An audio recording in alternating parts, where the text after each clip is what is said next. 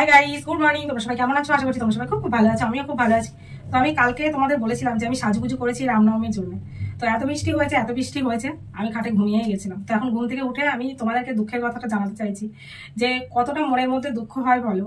এত সাজুগুজু করার পর আমি শর্ট ভিডিও করতে পারিনি। এর থেকে বড় দুঃখের আর কিছু হতে পারে বলো? এর থেকে বড় দুঃখের আমার আর কিছু নেই, বিশ্বাস করো। ভালো লাগছে না কিচ্ছু। তাই সকালবেলা যে উঠে নতুন করে কাজ শুরু করব সেটা করতে পারছি না। মনটা এত খারাপ হয়ে গেছে, আবার সেই ক্যামেরার সামনে বকবক করতে চলে এসেছি। আর একটা জিনিস শুনে আমার খুব খারাপ লাগছে, 2016 48,000 মানুষের চাকরি চলে গেছে হাই স্কুলে। বাকি প্রাইমারি স্কুলদের বলছে ব্যাগ গুছিয়ে রেখে দাও। স্কুলে যাওয়ার জন্য যেমন আমরা ব্যাগ গুছিয়ে রাখি পড়াশোনা শেখার জন্য, আর সেই স্কুল টিচারদেরই বলা হচ্ছে ব্যাগ গুছিয়ে রেখে দাও। প্রাইমারিতে যারা করে 64,000 মানুষের চাকরি চলে যাবে। এটা শুনে সত্যি মনের মধ্যে একটা পাহাড় ভেঙে পড়ছে আমাদের। তাহলে যাদের গেছে তাদের কি হচ্ছে আগে সেটা বলো। একটা চাকরির ওপর একটা ফ্যামিলির কত কিছু দায়িত্ব ডিপেন্ড করে, সেটা কি কেউ বোঝে না, না জানে না। আবার শুনছি নাকি 12% ইন্টারেস্টে টাকা ফেরত দিতে হবে। নিজের চাকরি চলে গেল, আবার টাকাও ফেরত দিতে হবে। আচ্ছা আমাকে একটা কথা বলো তো, তাদের যে মায়নাগুলো দিয়েছে তারা তো নিশ্চয়ই কাজ করেছে, তার বদলে মায়না দিয়েছে। তাদের তো আর কেউ এমনি এমনি মায়নাটা দেয়নি। তাহলে কাজের বিনিময়ে মায়না পেয়েছে, সেই টাকা ফেরত দিতে হবে। এটা আবার কোন ধরনের কোন আইনে লেখা আছে? এবার কে যোগ্য আর কে অযোগ্য এই কথাটা বলছি। কে যোগ্য আর কে অযোগ্য আমরা জানি না, বাট যারা জানে তাদেরকে বলছি। তাহলে তারা যখন যোগ্য নয় তাহলে তাদের চাকরি দিয়েছে কেন? সেই বলে না, লঘু পাপে গুরুদণ্ড, তাই হয়ে গেছে। লঘু পাপে গুরুদণ্ড দিয়ে ফেলেছে। কেউ বলছে কি কালকে আমি মারা যাব, কেউ বলছে তার শ্বশুর শাশুড়ি বউ বাচ্চা সবার দায়িত্ব তার। স্বাভাবিক কথা। দেখো আমার হাজবেন্ড যেমন চাকরি করে, আমার হাজবেন্ডের ওপর অনেক দায়িত্ব। আমার শাশুড়ি শ্বশুরের আমার সোনার অনেক দায়িত্ব। সে যেভাবেই করুক, মানছি কেউ কারো দায়িত্ব 100% ফুলফিল করতে পারে না, কখনোই পারে না। কিন্তু যেটুকু পারে সেটুকু যদি বন্ধ হয়ে যায়, সেটা কি কেউ মেনে নিতে পারে?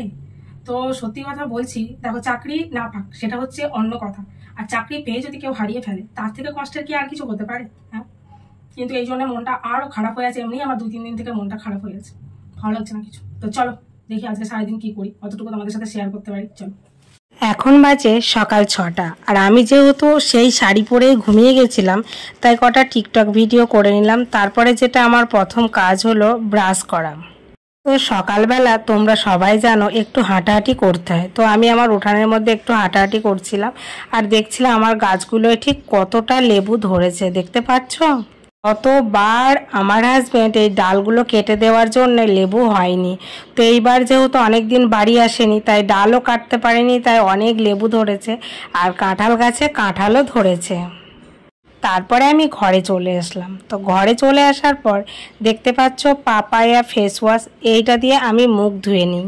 যেহেতু আমরা ক্যামেরার মধ্যে অনেক কাজ করি, কাজল লিপস্টিক অনেকটা টাইমে আমাদের দিয়ে রাখতে হয়, তার জন্য ফেস ওয়াশ দিয়ে মুখ ধুয়ে ক্রিমটা মেখে নিলাম।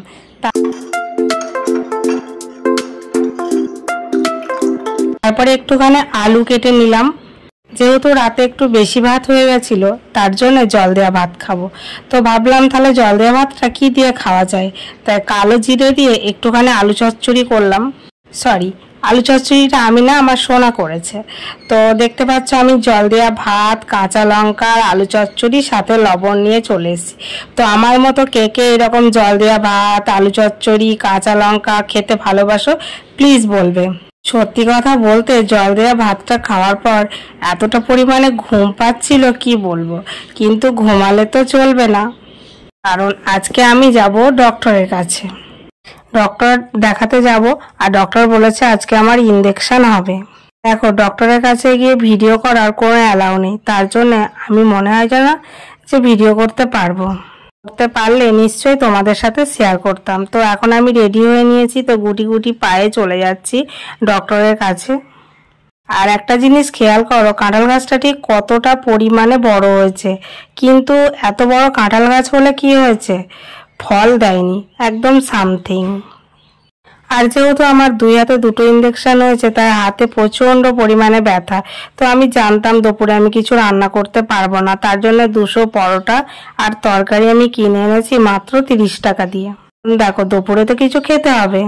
গুড ইভিনিং, এখন হলো বিকেলবেলা, আর বিকেলবেলা একটুখানি দুধ ছিল, তাই দুধটা কি করব ভেবে পাচ্ছিলাম না। তো তার জন্য একটুখানি সিমই বানিয়ে নিলাম।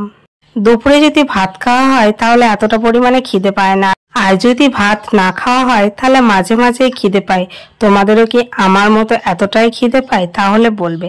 আর সিমুইটা কেমন হয়েছে বলবে। সিমুইটা কিন্তু আমি করেছি, একটুকু জল দিইনি। সিমুইটা সত্যি অসাধারণ হয়েছে, তাই না? আর আমার ডাইনিং টেবিলটা তোমাদের অনেকের পছন্দ হয়েছে, এটা দেখে আমার সত্যি খুব ভালো লেগেছে। চলো আবার রাতে তোমাদের সাথে দেখা হচ্ছে। এখন বাজে রাত্রি 9টা, আর আমরা এখানে চলে এসেছি নিমন্ত্রণ বাড়িতে। তো নিমন্ত্রণ বাড়িতে এসে ভিডিও করতে গেলে শান্তি করে খাওয়া হয় না, তো তার জন্য ডাল আর সবজিটায় তোমরা দেখে নাও। এর সাথে ছিল মাছ, চাটনি, পাঁপড়, দই, মিষ্টি, আরও অনেক কিছু। নিমন্ত্রণ বাড়ি থেকে এসে একটুখানি ফ্রেশ হয়ে চলো তোমাদের সাথে একটু কথা বলি। কটায় পড়তে বসলে? 9টায় না 9:30? 10টায়। 10টায় পড়তে বসলে। যত রাত হবে তত আমার মেয়ের পড়ার তাড়া আরো বেড়ে যাবে, তাই তো? আমি 7টার সময় টিউশন গেছিলাম। 7টার সময় টিউশন গিয়েছে, 9টায় বাড়ি এসেছি। বাড়ি এসে তারপরে নিমন্ত্রণ বাড়ি গিয়ে আবার সেদিনকে তোমাদেরকে দেখিয়েছিলাম আমার সময় কত পড়াশোনা করছে দেখো। তো সেদিনকেও আমি যে জামা প্যান্টটা পরেছিলাম, সোনাও আজকে সেই জামা প্যান্টটাই পরেছে। কেউ আবার বলো না যে তোমরা কি স্নান করো না, সেটা আজ থেকে 3 দিন আগে। 3 দিন না, আমার সাথে কি বলতে ছিল না? ইতিহাস না, ইতিহাস বলছিলাম, ইতিহাস বলছিলাম। ও, তো আবার 3 দিন পর আমি ওখান থেকে যখন আসছি তখন ভাবছি বাবা আজকেও আমি যেটা পরেছি সোনাও তো সেইটাই পরেছে, শুধু একটুখানি আলাদা। আমার এই ব্লাউজটা আলাদা, আর ও আমি হার পরিনি, বাকি সোনা যেরকম সেরকমই, কারণ সোনা এর সাথে এটাই বেশি পড়াশোনা। আজকে আমি স্বপ্নের মধ্যে এমন একটা জিনিস দেখেছি, দেখেছো আমার ফলটা খাওয়া হয়নি, জোরে কথা বলতে হবে, কেউ শুনতে পাবে না, শুনুক পারে না। আমার সবাই বলছে আজকে কথা বলে পাড়ার লোক শুনে ফেলবে, তেল তা কি হয়েছে? হ্যাঁ হোক, এমনিতেই চলে। আর বলেছি না ভিডিও করার সময় কথা বলবি না, চুপচাপ থাকবি, নিজে কাজ কর। আমাকে আমার কাজ করতে দিবি, তুই তোর কাজ করবি। তো আজকে কি হচ্ছে শোনো, আমি দুপুরে ঘুমিয়েছি, ঘুম থেকে উঠে দেখছি, মানে ঘুমের মধ্যে স্বপ্নে দেখছি আমার বরের চাকরি চলে গেছে। বিশ্বাস করো একদম সত্যি ভেবে নিয়েছি, এত প্রাইমারি হাই স্কুলের চাকরি চলে যাচ্ছে, মানে এইসব ভাবতে ভাবতে আমি নিজে দেখছি আমার বরেরও চাকরিটা চলে গেছে। তো আমার বরে যদি চাকরি চলে যায়, আমি ভাবছি মাস গেলে 30,000 টাকা লোন আমরা কি করে দেবো। তো যাদের চাকরি চলে গেছে তাদেরকে একটা কথা, তাদের ঠিক কতটা হচ্ছে যায় না, তাদের কথা আমি ভাবছি, যদি তারা লোন করে বাড়ি করে থাকে তাহলে তাদের কি হবে ভাবো। হ্যাঁ, আমি শুধু এটাই ভাবছি, যদি এখন বরের চাকরি চলে যায় লোনটা কে দেবে? দেখো পেটের খাবার তো ঠিক কোথাও না কোথাও থেকে চলে যাবে, বাট লোনটা কি করে দেবে? বাড়ি বিক্রি করে মানে লোন দিতে হবে। বরের চাকরিটা চলে গেল, এবার বাড়ি বিক্রি করে লোন দিতে হবে, এরকম দিনও আসতে পারে। এখানে বলছি, আবার তোমার সাথে দেখা হচ্ছে নতুন একটা ফ্রেশ ভিডিওর সাথে। সুস্থ থেকো, ভালো থেকো, আর টাইম স্পেন্ড করো।